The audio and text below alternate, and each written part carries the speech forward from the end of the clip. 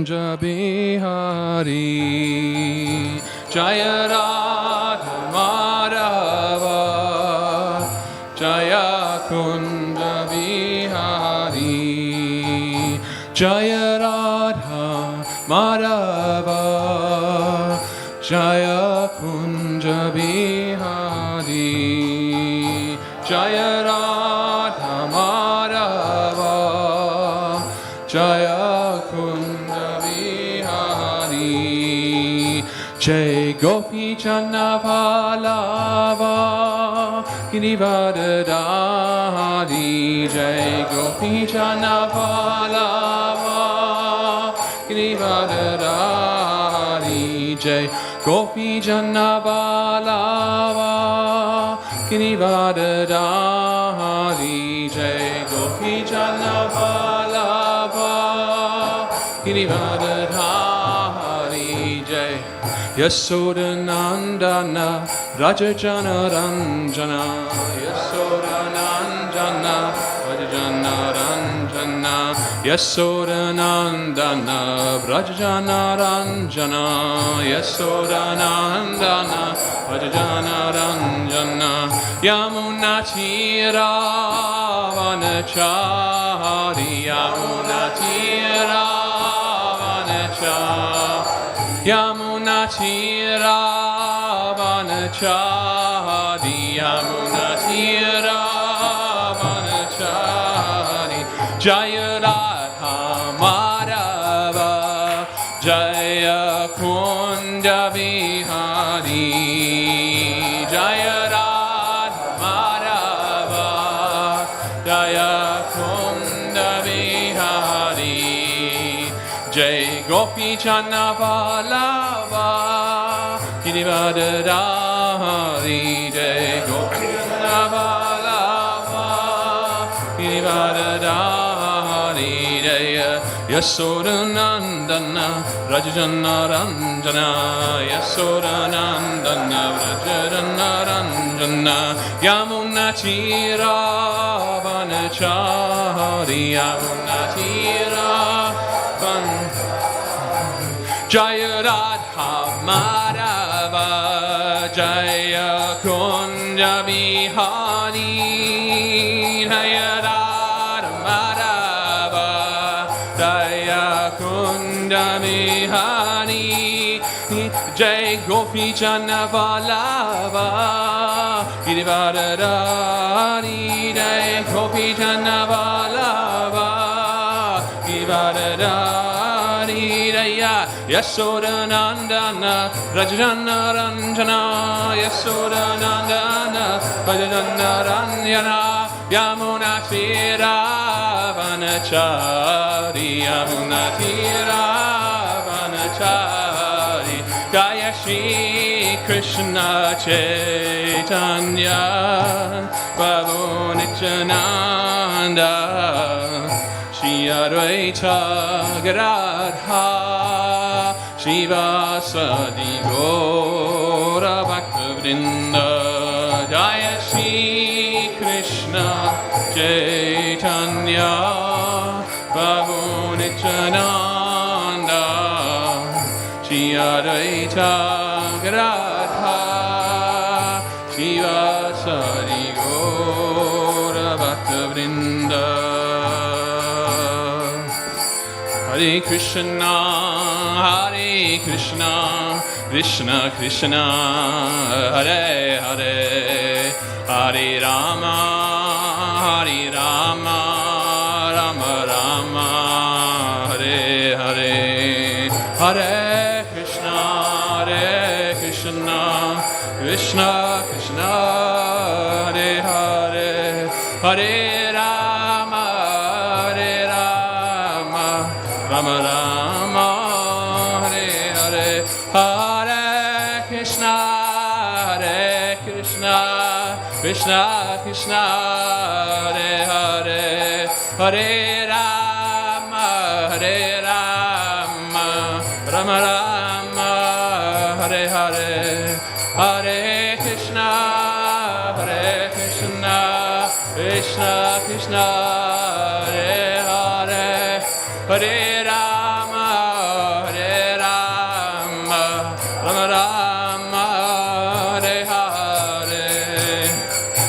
Krishna, Krishna Krishna, Hare Hare, Hare Ram, Ram Ram, Hare Hare, Hare Krishna, Krishna Krishna, Hare Hare, Hare Ram, Ram Ram, Hare Hare, Hare Krishna, Krishna Krishna, Hare Hare, Hare Ram, Ram Ram, Hare Hare, Hare Krishna, Krishna Krishna, Hare Hare, Hare Ram, Ram Ram, Hare Hare, Hare Krishna, Krishna Krishna, Hare Hare, Hare Ram, Ram Ram, Hare Hare, Hare Krishna, Krishna Krishna, Hare Hare, Hare Ram, Ram Ram, Hare Hare. Jaya Radha Gokulananda, Radha Gokulananda, Radhe Jaya Radha Gokulananda, Radha Gokulananda, Radhe Jaya Sita Ram Lakshman Hanuman, Jaya Sita Ram Lakshman Hanuman, Lakshman Hanuman, Jaya Sita Ram Lakshman Hanuman, Jaya Gorang Itai, Gorang Itai, Gorang Itai, Daya, Gorang Itai, Daya, Gorang Itai, Gorang Itai, Gorang Itai, Jaya, Gorang Itai, Prabhupada, Prabhupada, Prabhupada, Jaya, Jaya, Prabhupada, Jaya, Jaya, Prabhupada, Prabhupada, Prabhupada, Jaya, Jaya, Prabhupada. Gaura Premanande! Jaya Om Vishnu Pada, Paramahamsa, Jaya Srimad Bhai Chavanand, Prabhupada Ki Jaya, Bhakti Vaishnava Ki Jaya, Namacharya Shri Haridasta Kaur Ki Jaya, Prabhupada Shri Krishna Chaitanya Prabhu Nityananda Sridhar Radha Sri Gaur Bhaktivedanta Ki Jaya, Shri Radha Gokulananda Ki Jaya, Sita Ram Lakshman Hanuman Ki Jaya. All glories to somebody devotees. All glories to somebody devotees. All glories to somebody devotees. All glories to Shri Guru and Shri Gauranga.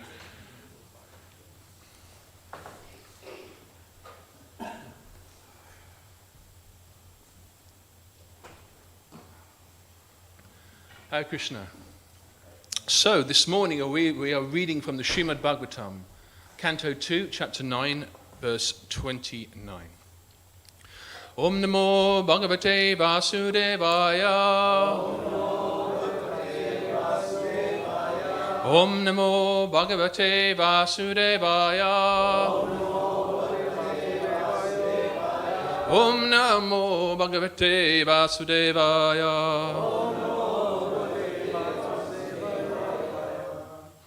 Okay, hang on, get comfortable. All right. Right, let's have a look. I'll just go into the verse now. Bhagavat Chichitam Maham. Bhagavat Chichitam Maham. Karavani Atandritaha. Karavani Atandritaha. Neha Mana Prajasargam. Neha Mana Prajasargam. Bhajyayam Yad Unagrahat. Bhajyayam Yad Unagrahat. Bhagavat Chikshitam Maham. Karavani Hitandritaha.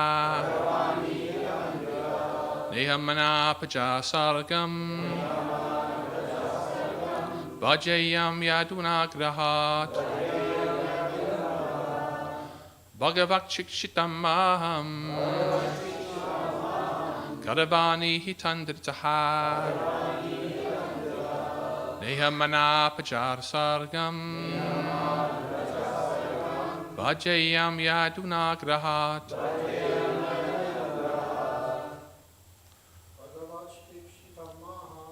Bhagavat Chichitam Maham.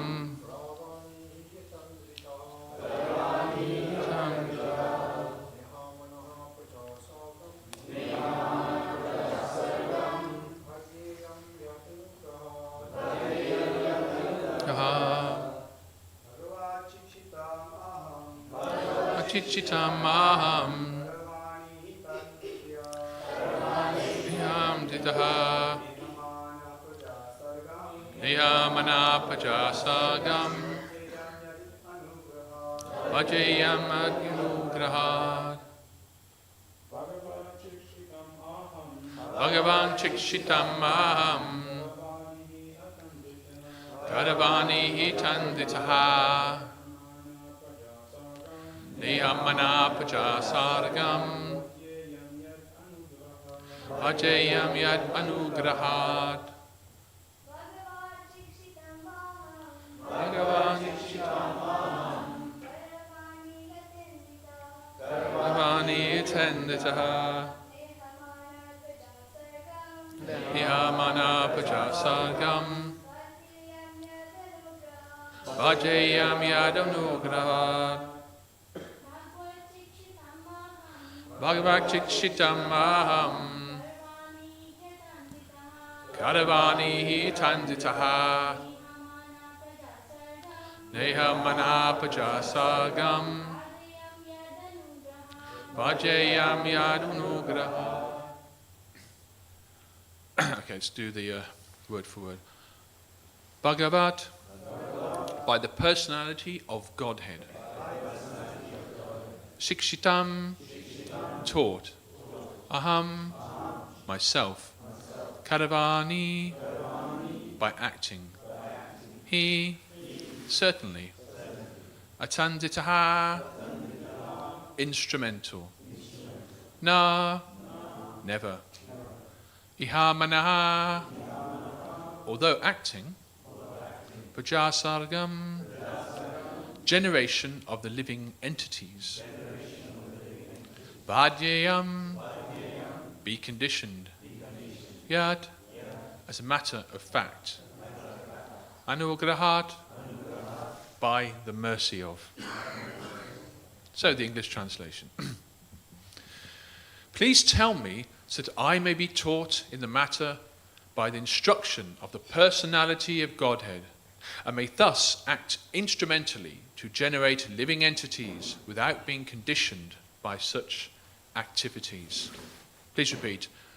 Please tell me, so that I may be taught in the matter by the instruction of the personality of Godhead, and may thus act instrumentally to generate living entities without being conditioned by such activities. So, purport by Srila Prabhupada. Jai Haribol. Yeah. Brahmaji does not want to become a speculator dependent on the strength of his personal knowledge and conditioned to material bondage. Everyone should know in clear consciousness that one is, in the execution of all activities, an instrument. A conditioned soul is instrumental in the hands of the external energy, Gunamayi Maya, or the illusionary energy of the Lord. And in the liberated stage, the living entity is instrumental to the will of the personality of Godhead directly. To be instrumental to the direct will of the Lord is the natural constitutional position of the living entity, whereas to be an instrument in the hands of the illusionary energy of the Lord is material bondage for the living entity. In that conditioned state, the living entity speculates on the absolute truth and his different activities. But in the unconditioned stage, the living entity directly receives knowledge from the Lord, and such a liberated soul acts flawlessly, without any speculative habit. In the Bhagavad-gita, chapter 10, verses 10 and 11, confirms emphatically that the pure devotees who are constantly engaged in the loving transcendental service of the Lord are directly advised by the Lord, so much so that the devotee unwaveringly makes progress on the path home back to Godhead. Pure devotees of the Lord are therefore not proud of their definitive progress, whereas the non-devotee speculator is in the darkness of illusionary energy and is very much proud of his misleading knowledge based on speculation without any definite path. Lord Brahma wanted to be saved from that pitfall of pride, although he was posted in the most exalted position in the universe. Lovely purport, isn't it? Om Agyanam Tirivandasya Jananjala Salakaya Taksho Militam Yena Tasmai Sri Gurave Namaha Sri Chaitanya Manobhistam Sapitam Yena Bhutale Swayam Rupa Kadamayam Dadati Spapadantikam He Krishna Kuruna Sindhu Dinabandhu Tajakmate Gopisha Gopika Kanta Radha Kanta Namustate Nama Om Vishnu Padaya Krishna Vasai Bhutale Srimati Bhaktivedanta Swamini Chinamine Namaste Saraswati Devi Gauravani Pachadine Nivasesha Shunyavadi Parashachade Satadine Hare Shri Krishna Chaitanya Prabhu Nityananda Shri Advaita Gadadhar Srivasadi Gaur Bhaktivinoda Hare Krishna Krishna Krishna Hare Hare Hare Rama Rama Rama Hare Hare. So this is centered here. Our purport here, which is a very, very lovely purport actually, is centered around Lord Brahma saying, look, I've got a job to do, but stay with me here on this one. Actually, the creation of the universe is not a pleasant task, actually. Not a pleasant task, because the universe itself is a place of suffering. And yet Lord Brahma, he had this job. It's not always a popular job from the point of view of an unconditioned soul, because you're designing a universe to house the conditioned soul. It's like going up to an architect and saying, we're going to commission you at your firm to, you built a few temples, very nice. We want you now to build a prison. And the architect, okay, well, I'm an architect, I'll do that. Could do the work. But a prison? Oh dear, okay. I'll do my duty. So Lord Brahma is in a situation where he's the architect of the prison of this universe. So he's saying to the Lord, look, it's a pretty responsible position. It all may go to my head, one of them anyway. And saying, look, help me out here. Of course, we understand that Vaikuntha, thank you. Vaikuntha is a place of eternality, knowledge, and bliss. A place with the Nitya Siddhas, most of which actually do not fall down, but there are some, because Krishna. To love Krishna, it has to be voluntary. For something to be voluntary, you have to have the opportunity of making the wrong choice, i.e. not to volunteer. So for those people who do not volunteer, but this is not for the Vaishnava Care Council, but those who decide they want to serve Krishna in a lesser way, let's say, than the Nitya Siddhas, there's a place for them. It's called the illusionary energy, the Mahatattva. So Lord Vishnu, or Karanadakshay Vishnu, lies down within the causal ocean of this shadow in the Vaikuntha Loka, this place, this Mahatattva, this place of what is not, illusionary energy, Mahatattva. And as he breathes in and out, the millions of universes breathe in and out the pores of his skin. As he glances on the pradhan, the potential material energy that is personified as Durga Devi, and that glance contains all the jivas, actually. The glance on the material energy and the personification of Mahavishnu's glance is Lord Shiva. So in each and every universe coming out of the pores of skin of Mahavishnu, there's the half of the universe is filled with the Garbhodaka ocean, the womb of creation, Garbha. And on top of that lies Vishnu expands himself again as Garbhodakshay Vishnu. And from his navel, he's lying down there on the Nantashesh. Lakshmi's there. And then the lotus stem comes out of his navel. And of course, the top is the lotus flower. And as I'm sure most devotees know, the Lord Brahma is therefore born. And there you have it. So he finds himself then having to take darshan of Lord Govinda. And of course, the Brahma-samhita prayers are recited. And then Lord Brahma, however, knows he has this job to do. He has this service. He's got some opportunity to perform some bhakti to the Lord. Look, it's not a nice job, but it's a necessity. Just like building a prison house in a city is a necessity. I've even heard it said that sometimes when they're building new towns, it's probably more common in newer countries, like the United States or whatever, where we're going to build a new town here in the middle of the desert, so we need shops, we need a prison, okay.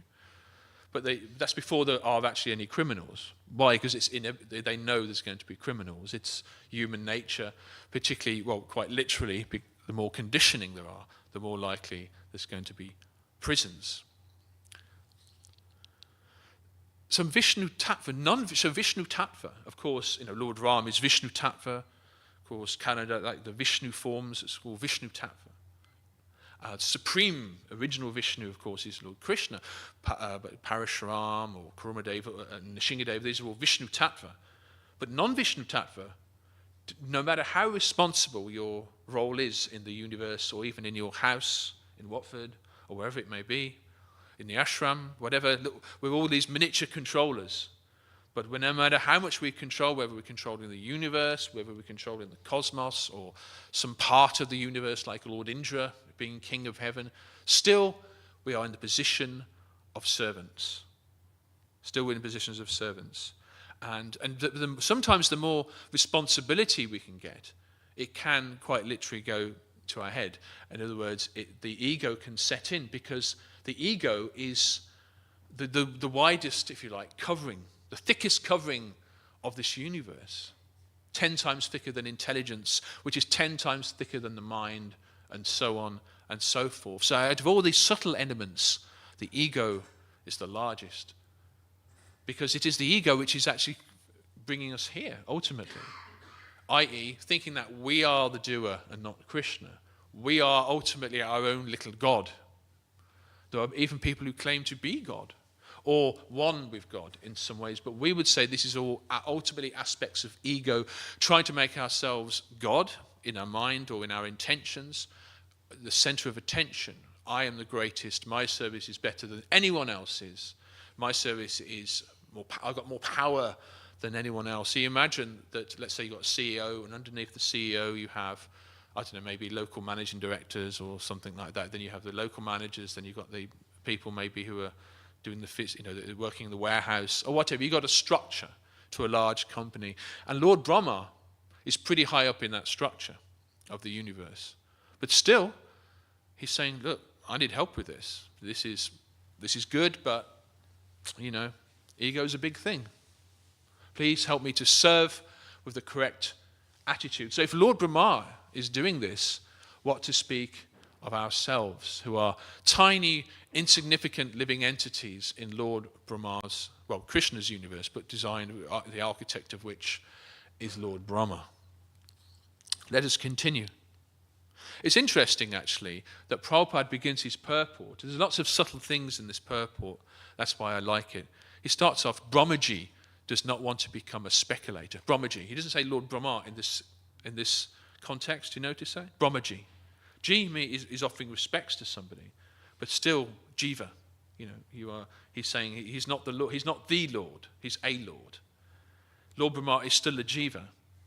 And also there's an interesting quote from Prabhupada where he actually says that Lord Brahmas, generally, because they have that passion to create, they're devotees, they're great devotees, but they're not necessarily pure devotees. Lord Brahmas, because to create, it requires a bit of passion, a bit of attachment. Even the four Kumaras were aware of that in this universe. They didn't even want to get older. They didn't want to have children or have families or start having the conditions, let's say, some of the natural inclinations that adults have. They thought, we don't want that. We just want to be aloof. So we remain as Kumaras, 5 years old or less. Thank you very much. But although they may look like babies, and we see in the pictures in Prabhupada's books, don't we, some of the beautiful artwork of the four Kumaras. They're sitting there like four babies, toddlers, whatever, I don't know, toddlers. Yet, actually, they were like millions of years old, and extremely wise and powerful. All because they're not fond of the universe, really. Have children and bring them up. And then this place is full of disease. I mean, maybe the demigods don't have as much disease as we experience here, but still, a place of suffering, a temporary nature. You can become attached to something, and one day, whatever you're attached to is going to be the source of your pain. Because one day you've got to let it go. Think about that. That's it. Whatever you're attached to will become the source of your suffering. And that's a tall order, because we're all attached to things, especially family and perhaps some other things, even our ashram bunker bed or whatever it is, or mat, whatever it is that, or sleeping bag. If we're attached to our sleeping bag, still one day it's going to go. So that can become the source of our pain. But the four Kumaras are saying, no, we're just going to stay as tiny little toddlers, and that's enough for us. But yet Lord Brahma actually had to kind of like force some of the exalted yogis, go forth and multiply, get on with it. And there was actually some reluctance from the more saintly yogis in the beginning of the universe, because they could see, they had the intelligence to see what it was all about. Birth, death, old age, and disease. Not in the Kumara's case, no old age at least. So what I wanted to do was I kind of did this last time I gave class, so I'm cheating a bit here, but I just wanted to read a little bit from the Brahma-samhita, because it gives an idea of the first prayer of this universe, the oldest prayer in the universe. But also it tells us about, of course, Govinda, and it also tells us about Lord Brahma's relationship with the Lord as well, and it tells us a little bit about Lord Brahma himself and his mood, his attitude, which of course is a very devotional one. Like I said, that Lord Brahma's may not necessarily be all pure devotees, but they're very good devotees. Or our Brahma is. The Brahma-samhita chapter 5, I'll just read select a few from text 33 to about whatever, maybe on to about 40 or something. I worship Govinda, the primeval Lord, who is inaccessible to the Vedas, but obtainable by pure, unalloyed devotion of the soul, who is without a second, who is not subject to decay, is without a beginning, whose form is endless, who is the beginning and the eternal Purush. Yet he is a person possessing the beauty of blooming youth. It's beautiful, beautiful poetic language. I think you all agree. And this is very important, because when I read this verse, I thought to myself, this is not resembling anything we find in the material world. He's, eternal, blooming with youth. Okay, the four Kumaras or whatever, but most of us. He's not subject to decay. Again, decay, very much an aspect of this material world and this universe. Pure, unalloyed devotion of the soul, who is without a second. So what Lord Brahma here is saying, I'm king of the universe, if you like, or whatever I am. I'm the creator of the universe, but I'm not at the top. Like I mentioned before, he's coming from the navel of Garbhadakshay Vishnu, who himself is coming from Karandadakshay Vishnu, Mahavishnu, and he himself, of course, is coming from Narayan forms. And the most personal form, of course, is Lord Krishna in the spiritual world. Text 34. I worship Govinda, the primeval Lord, only the tip of the toe of whose lotus feet is approached by the yogis who aspire after transcendental and betake themselves to pranayam by drilling the respiration, or by the jnanas who try to find out about non-differentiated Brahman by the process of elimination of the mundane, extending over thousands of millions of years. So here, Brahma is referring to different yogic processes, pranayam, very good for you, by the pranayam, or by jnanis who try to find it through study and through learning, or those who kind of ultimately reach an impersonal realization. Their process, of course, is much slower than the personal path, the loving, the bhakti, which we teach, of course, in ISKCON. 35. He is an undifferentiated entity, and there is no distinction between potency and the possessor thereof. In his work of creation of millions of worlds, his potency remains inseparable. All the universes exist in him, and he is present in his fullness in every one of the atoms that are scattered throughout the universe. And one at the same time, such is the primeval Lord whom I adore. So Lord Brahma here is under no illusion about the supreme nature, the omnipresent nature of the Supreme Lord. Of course, Shivadakshay Vishnu is, of course, another expansion of Vishnu, if you like, who resides as a supersoul in everybody's heart. In fact, in every atom. And that is something which is very difficult to comprehend, frankly. But this real sense of omnipresence of the Lord is something which Lord Brahma is completely aware of. Let's read a couple more because I like these verses. I worship Govinda, the primeval Lord, whose glory ever triumphantly dominates the mundane world by the activity of his own pastimes, being reflected in the mind of recollecting souls as a transcendental entity of ever blissful cognitive rasa. Lowest of all is located Devidam, the mundane world. Next above it is Maheshdam, abode of Mahesh, Lord Shiva. Above Maheshdam is placed Haridam, the abode of Hari. And above them all is located Krishna's own realm named Goloka, Goloka Vrindavan, of course. I adore the primeval Lord Govinda, who has allotted their respective authorities to the rulers of those graded realms. Actually, you find in the fifth canto, of course, is described as 14 different planetary systems, meaning there's 14 different levels, if you like. But even above the level of Lord Brahma, at the top of this particular Brahmandala universe, of course, Devidam, Maheshdam, which is Lord Shiva's abode. And then, of course, Vaikuntha, and the very top is, as mentioned before, Goloka Vrindavan. So you have this kind of sense of gradation in the Puranic universe, in the Puranic cosmology. The idea that if the higher you go, they can see you, but you can't see them. Just like we can look at a lower entity like some bacteria or some insect. We can study them and look at them, but they can't probably figure us out. Similarly, the demigods, they're looking down on us, but Lord Brahma is looking down on the demigods because he's their original father. But the original father of all fathers, of course, is the Lord himself, who's looking down on the entire universe, is aloof actually, and does not suffer like the living entities suffer in this world. And Lord Brahma, as I mentioned, has got a difficult job to do. He has to get his hands dirty actually. Whereas Krishna, he's enjoying his pastimes. Let's just do two other verses here.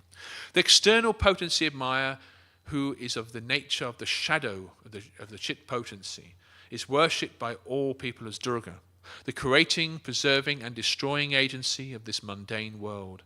I adore the primeval Lord Govinda in accordance with whose will Durga conducts herself. In other words, all the demigods, Durga, whoever, are great devotees. But Durga is she's the I'm trying to think of the call, in charge of the prison house. Just like I was saying, how you design a city, then you've got like the head prison warden, if you like, of the prison. So that's the role. She's Mother Nature. But Mother Nature is divine, yes, and she's a devotee of the Lord. But nature can also be cruel as well. Nature can be cruel. We know that. The light of one candle being communicated to other candles, although it burns separately in them, is the same in its quality. I adore the primeval Lord Govinda, who exhibits himself equally in the same mobile manner in his various manifestations. So I think that's lovely. But so what I wanted to do, having shared the Brahma-samhita, to capture, if you like, some of the mood of Lord Brahma, I thought, and to understand his position relative to that of Lord Krishna's or Govinda. But I wanted to move back now onto Prabhupada's purport. Such a lovely purport it is. There's some interesting words that Prabhupada uses. The word instrumental, I think I counted 2 or 3 times in his purport, actually. And the other word he uses quite a lot is speculates. He uses these words. These words feature quite prominently here. So let's look at those words. Let's try to dissect what instrumental. So I got my Oxford English Dictionary out, as one does. Actually, I did it online. I didn't get it out. It was there. And instrumental is defined as serving as a means of pursuing an aim or policy. It can also be relating to the use of a tool or instrument played, i.e., you imagine that Krishna is the conductor, if you like, of the orchestra, and we're playing an instrument, or we are one of those instruments. But if say the violins or one of the instruments goes out of tune, it's not tuned properly, or suddenly you're no longer reading from the same score, you're on a different page to the rest of the orchestra, and you start going, and you go out of discord. Krishna is going to say, okay, can you leave the orchestra, please? You're making this sound awful. In other words, sort yourself out, learn to play the violin or whatever it is, get your instrumental mood together and come back. Shri Radha Gokulananda Ki Jai, Sitaram Lakshman Hanuman Ki Jai, Sisi Gornitai Ki Jai. So we're all musicians or instruments in Krishna's orchestra, and we all have to play to his tune, as it were. An orchestra works as a team, just like ISKCON works as a team. We all have our part to play. The bass, the double bass, or the cello, the string instruments, or the more kind of the much more trebler instruments like the violins, for example. But it's not that one instrument dominates the whole orchestra. I mean, you can't have just the drums. It'd be pretty boring, actually. There's many instruments. So similarly, there are many departments, different ways of serving Krishna, if you like, different departments. Those who prefer one type of service, those who are more inclined towards another. And that's okay. It's all part of the composition, quite literally, actually. Krishna's. So we need to play by his way. And this is an enjoyable thing. When we're in Krishna's orchestra, as instruments, the sound is beautiful. Of course, Hare Krishna, Krishna Krishna, Hare Hare, Hare Ram, Ram Ram, Hare. But this sound is is the spiritual world, and it's a joy to be part of. So being an instrument of Krishna doesn't mean being a servant doesn't sometimes, in some circles, it can conjure images of slave or something, servant to slave, a maid, someone, or somebody who earns the lord of a land. You're a servant. Can you please tidy this up? Can you cook for me? But the thing is, though, although one is a servant, it's a loving servant. It's different, or an instrument, as Prabhupada says here, and it's enjoyable.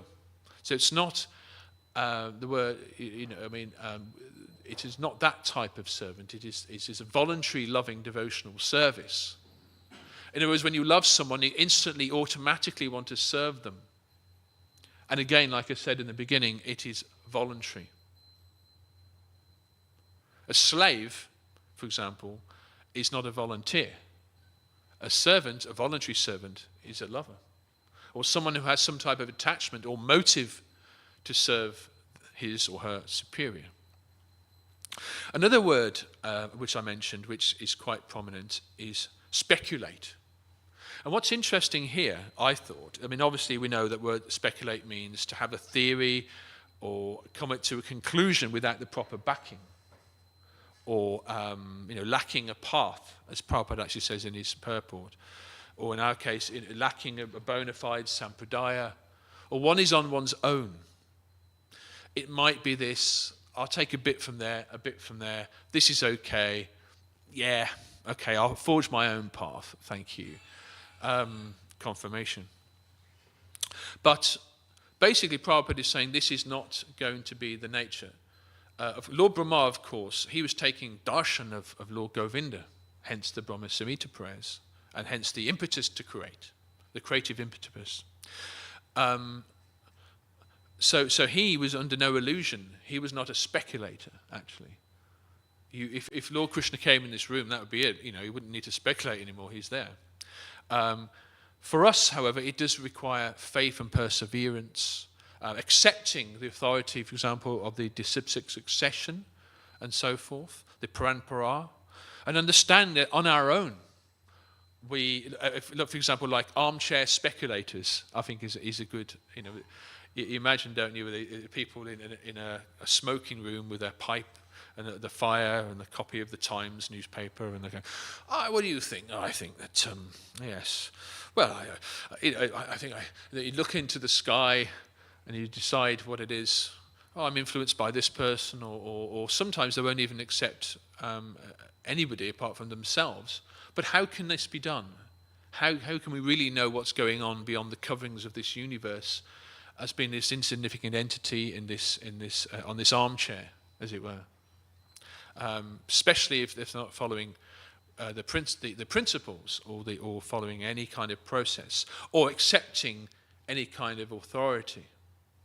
Sometimes it's even been said that if someone is passive, if someone is respectful to an authority into subsequent succession, but they're finding they're struggling with the regulatory principles, let's say they have a habit they just can't give up, but they have great respect for, let's say, a particular senior devotee or something like that, who's giving them the absolute truth, and they say, Maharaj, Swamiji, I'm not on that level, but I know you're telling the truth and I'm on the path. That's actually a superior position, actually, to someone who finds it easy to follow the physical regulatory principles, but does not want to follow any type of authority, or does not accept any authority.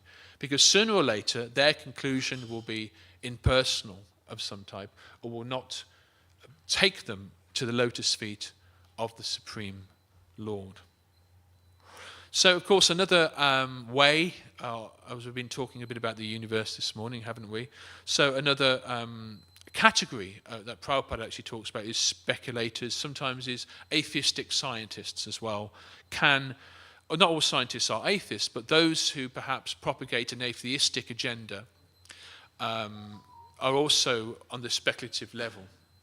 Because when one is on the speculative path, one is on the armchair looking up, trying to figure it all out. Whereas when one is in the bona fide sampradaya, listening for the truth in that way, for the Bhagavad-gita, Srimad Bhagavatam, one is hearing it from the top down, hearing it from higher authorities, from those who've seen the truth. So just in conclusion, in the past 5 minutes or so, Prabhupada mentions 2 verses in the Bhagavad-gita. That's chapter 10 and 10 and verses 10 and 11. So what we'll do is, just towards the end of this class, we'll maybe just read a little bit, have a look at those verses that Prabhupada is referring to. Let's see if I can find them on my list here, of course. Yeah, 10. Oh, here we go. Bhagavad-gita 10 and 10, 11. So, Tesham sasata yuktanam bhajatsam pritiparvakam dadami buddhi yogam tam yenamam upayanti te. To those who are constantly devoted to serving me with love, I give the understanding by which they can come to me. Prabhupada says, when one tries to go back to Godhead and takes fully to Krishna consciousness in devotional service, his action is called buddhi yoga. In other words, buddhi is a process by which one gets out of the entanglement of this material world. When a person knows the goal of life but is addicted to the fruits of activities, he's acting in karma yoga. When he knows that the goal is Krishna, but he takes pleasure in mental speculations to understand Krishna, he's acting in jnana yoga. In other words, what Prabhupada is saying here is that jnana is a form of yoga. It is a form of linking with higher things. But study alone isn't going to kind of get you to the lotus feet of Krishna. It's by bhakti, by devotion. So it's like a yoga ladder, as it's described. There are some processes of yoga which basically bring you closer to Krishna than others. Thus you have different rungs of the ladder pictured vertically. A person who may have a bona fide spiritual master and may be attached to a spiritual organization, but if he's still not intelligent enough to make progress, then Krishna from within gives him instructions so that he may ultimately come to him without difficulty. So again, backing up what I said, someone may lack certain qualities, may lack natural intelligence, may not even be able to read, for example. But if one is sincere, then Krishna helps. Because at the end of the day, that's what it's all about. we cannot make it on our own, actually. We're not, I'm certainly speaking for myself, I'm not qualified. I need help from the devotees. I need help from everybody. I just need help. I need help from the Lord, of course. And if as soon as we start thinking we can do it all alone, we can become puffed up. We have to know where we are. If I want to get to, let's say I want to go to Garuna Bhavan in Scotland, the temple in Scotland. Some of you may have been there. In Les Mahago, actually. So, but if I don't have a map, I may, if I've got a map of London and I don't have a map of the rest of the country, I may be entangled in London, which probably is quite realistic at rush hour time, because I haven't got the full picture. So I need to understand my destination. I can be driving a very beautiful Bentley on the streets of, say, London in this analogy, round and round and round the North Circular or whatever, and never really get anywhere. I can have old Robin Reliant, a freewheeler, and as long as I know, you go on the M1, you carry on, you go up to the other road, and you know the route, even if your instrument is a very old, battered violin, if you're playing the tune, you will get to your destination. So even if your car, as long as it's got enough petrol and devotion, and you're chanting, and sadhana is there, that's the fuel, you'll reach your destination. So that's the analogy I'd like to use there. Quickly on Bhagavad-gita 10:11. Desamurvano kampatam mahamagyane chamtamaha nashayatmi atma bhavasto gyana dipema bhashvata. Prabhupada, Krishna says, to show them special mercy, I, dwelling in their hearts, destroy with the shining lamp of knowledge the darkness born of ignorance. Prabhupada writes in the purport, there's no possibility of understanding the supreme truth, the absolute truth, the personality of Godhead, simply by speculating. So we're back to speculation again here. For the supreme truth is so great that it's not possible to understand him or to achieve him simply by making a mental effort. Clue there. In other words, no matter how smart we are, no matter how much we use our brains, we're still limited. From the point of view of Krishna, the mental capacity of Einstein compared with, let's say, a 3-year-old toddler is still very, very small. We're still within the limited human species. And we can be, if we're compared with the demigods and certainly Lord Brahma, how smart are they? How powerful is the subtle body of Lord Brahma, most of which consists of pure intelligence. So we cannot do it just simply by our mental effort. Man can go on speculating for millions of years, Prabhupada adds. And if he is not devoted, if he is not a lover of the supreme truth, he will never understand Krishna. Only by devotional service, by his inconceivable energy, can he reveal himself to the heart of the pure devotee. The pure devotee always has Krishna within his heart. And with the presence of Krishna, the darkness of ignorance is at once dissipated. Finally, Prabhupada writes, to the contamination of material association, due to contamination of material association, through many, many millions of births, one's heart is always covered with the dust of materialism. But when one engages in devotional service, and one is elevated to the platform, gradually elevated to the platform of pure knowledge. So finally, just a few concluding words. The qualification for being in this orchestra. First of all, we have to have faith, as it says in Gita 9:22, that Krishna says, I will carry what people have and basically carry what they lack and preserve what they have. So sincerity, humility, and tolerance are the greatest instruments, actually the greatest tools for us to use in this great orchestra of the Lord. If we don't have humility, if we don't have tolerance, if we don't have perseverance, if we don't have sincerity, and above all, if we don't have any love, then this is basically illusionary energy is bound to catch up with us. So, but with these as pillars, as principles of our devotional lives, we will slowly, perhaps, or gradually, perhaps, but certainly, we will be in the right direction on our journey.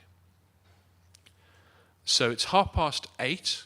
I'll finish there. Perhaps anyone has anything to add, even one or two questions. Not that I will be able to answer them, but we'll do Prajna Prabhu, then we'll do Taruna Prabhu. Hare Krishna Prabhu. And if anyone has the microphone, please pass it henceforward. There's 3 little quotes I would like to see. There's one, St. Francis of Assisi, his prayer. He said, "Make me an instrument of thy peace." And then it says, there's another quote. Bhaktivedanta Manor, he says, "I became supremely happy, knowing I no longer belong to myself." Wow. Yeah, these are very powerful quotes. These are powerful quotes which very much are in line with what we've been talking about, so thank you for sharing them. It's the idea of let go of oneself and let God. Let God decide for you. Which is another meditation which springs to mind. Taruna Prabhu, and then if anyone else before we finish. Plus one or two. Hare Krishna Prabhu. Hare Krishna. To ground down a little bit to this level. This last quotation from Bhagavad-gita, when if somebody, I don't know, due to lack of faith or whatever reason is not taking guidance from the Guru, and Krishna says, "I'll in the heart, I'll instruct you," but itself not being able to take instruction from Guru or guidance is already disqualification to be guided by anyone. So can be many reasons, even if he's sincere. So how is that done? How Krishna instructs, how he bridges over the Guru, because he said only by mercy of Krishna one can know absolute truth.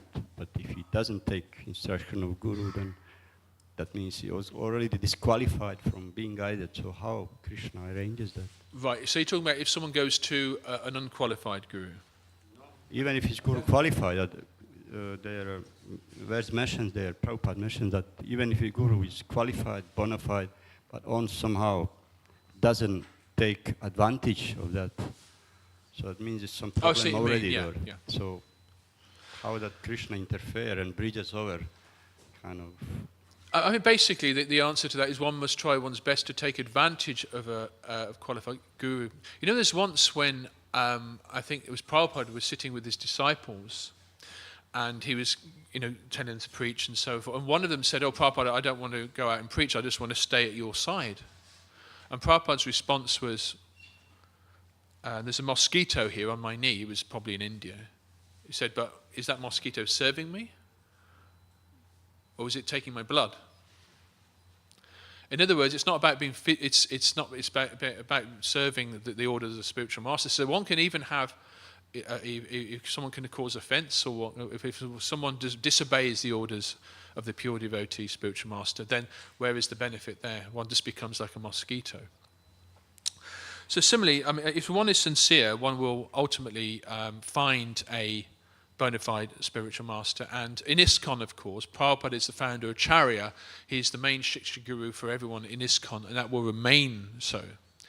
And everybody else is, of course, a transparent via medium to Srila Prabhupada in ISKCON like that. So that in that way, our structure is very effective. We already have our pure devotee.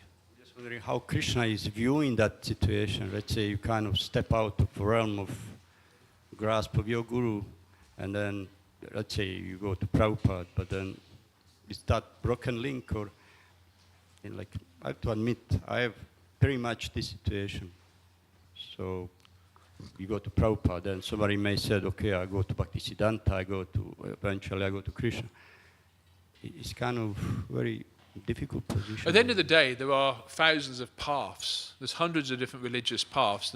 So one has to basically, if one is sincere, they just have to ultimately find a bona fide path. There's 4 bona fide sampradayas, for example. There's a Rudra Sampradaya, there's the Brahma-samhita, of which we're part, the Lakshmi Sampradaya. So I think the idea really is, you have your path, you follow it sincerely, and Krishna will help. That's all I can say, really. And any final points, perhaps? And then we'll finish.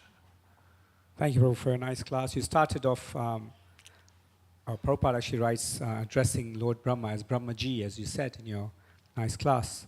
And yesterday's class also, to Krishna Prabhu, as he was reading the purport, and I was reflecting on this, it says, time and by different agents like Brahma, Vishnu, and Maheshwara.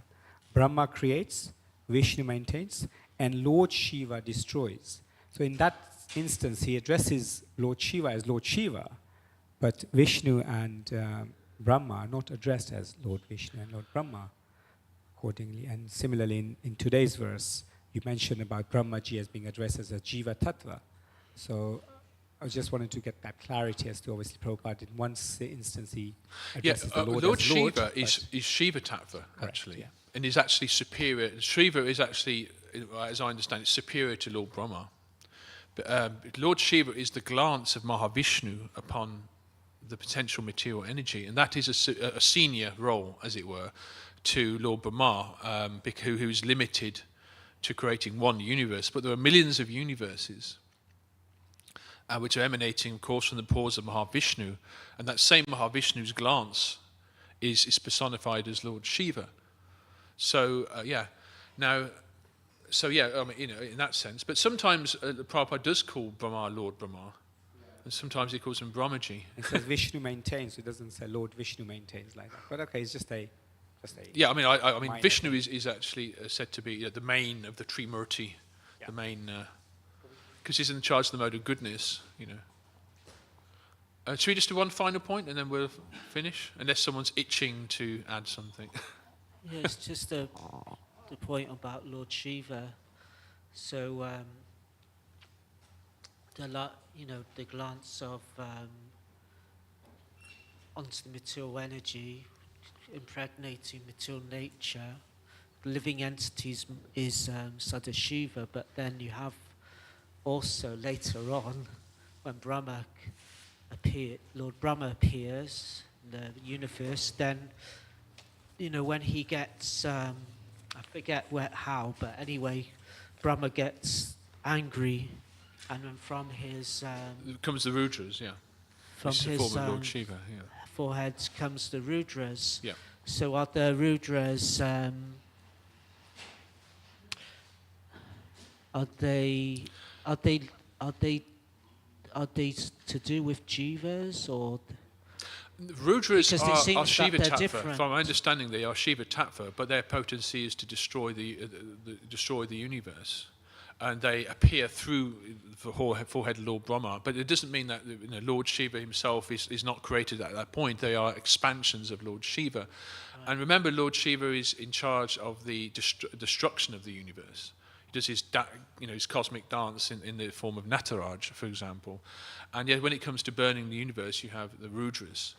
But they appear in the universe via Lord Brahma's forehead, but they are not. You can't. That's not when the main Lord Shiva appears, as it were. There's a different expansion. I think we'll finish there, unless there's something else. No.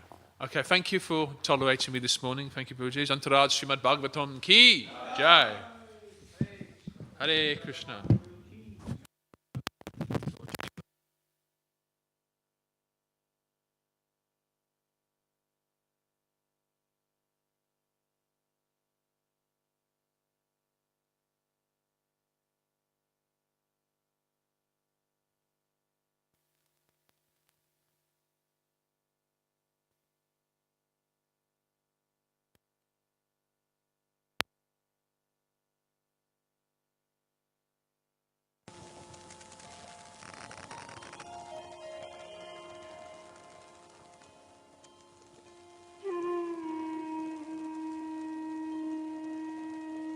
Hare Krishna, Krishna Krishna, Hare Hare, Hare Rama, Rama Rama, Hare Hare. Hare Krishna, Krishna Krishna, Hare Hare, Hare Rama, Rama Rama, Hare Hare. Hare Krishna, Krishna Krishna, Hare Hare, Hare Rama, Rama Rama, Hare Hare. Hare Krishna, Krishna Krishna, Hare Hare,